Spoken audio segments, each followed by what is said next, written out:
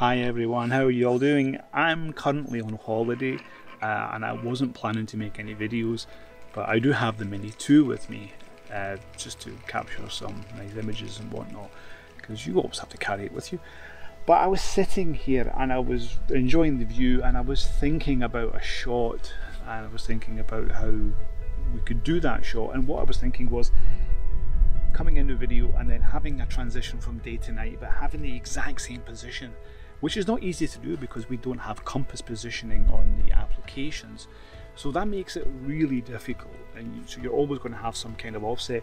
So I managed to work out a way to do this. So what I done was I had the center point, the center crosshair on the UI, and I found a place just behind where it has a rock. So I put the center point on the rock.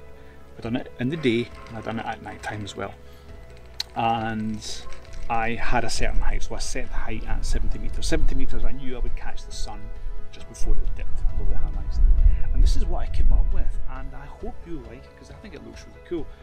This with a much better drone, Mavic 2 Pro, the Air 2S, the Phantom 4, I think this would look even better. But with the Mini 2, it's obviously there's limited with the night time and obviously with the sensor. I hope you like this. Please comment below, like and subscribe, and as always, fly safe.